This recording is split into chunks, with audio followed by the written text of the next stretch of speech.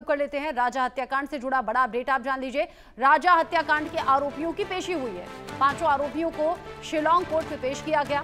सोनम समेत 5 आरोपियों की पेशी हुई है। शिलांग कोर्ट के बाहर कड़ी सुरक्षा देखी जा रही है। साथ ही साथ जहां से इन आरोपियों को ले जाया जा रहा है वहां लोगों का गुस्सा भी फूट पड़ा है। इसीलिए ये जो सिक्योरिटी है ये और ज्यादा बढ़ाई गई है, यानी कि बहुत सावधानी के साथ इन्हें एक जगह से दूसरी जगह ले जाया जा रहा है। लोगों का गुस्सा बहुत ज्यादा है। ये देखिए जो भीड़ है इकट्ठा, उसे देखकर ही आप समझ सकते हैं।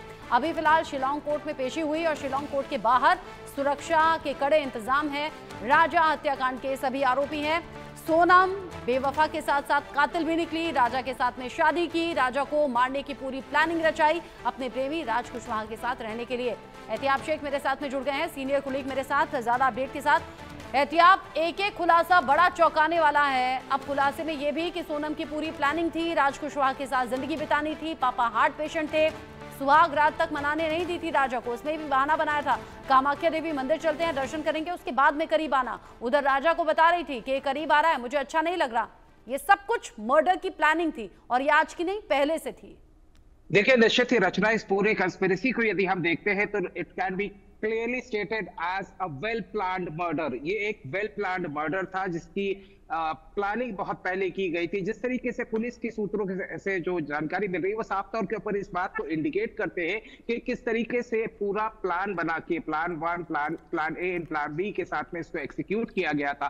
पूरी तरीके से राजा के परिवार को कॉन्फिडेंस में लिया गया और उसके बाद में अपने प्लान के अंदर तब्दीली की गई कि कामाख्या देवी मंदिर जाके दर्शन करेंगे और उसके बाद में, हालांकि उनका पहला प्लान था कि वो कश्मीर जाएंगे, लेकिन उसके बाद में शिलांग जाने का प्लान बनता है। शिलांग गुवाहाटी के अंदर किलर्स पहुंचते हैं। This is as per the sources. वहां किलर्स मशेती खरीदते हैं लोकल मार्केट से। उसके बाद में शिलांग पहुंचते हैं। वहां पर रेकी इस बात की जाती है कि एक सिक्लूडेड इलाके के अंदर ले जाया जाए। वहां राजा को पहले धक्का देने का प्लान था ताकि इसे एक एक्सीडेंट का रूप दिखाया जाए।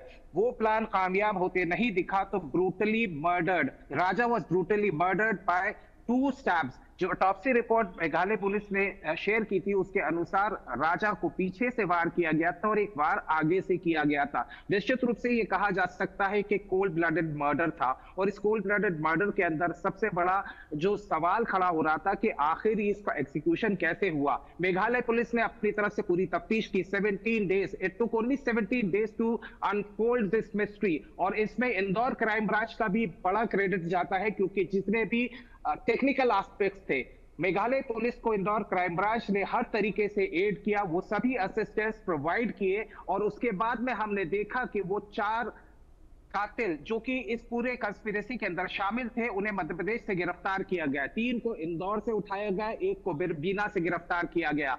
कल मेघालय की टीम यहां पहुंची थी, साथ में क्राइम ब्रांच की टीम थी।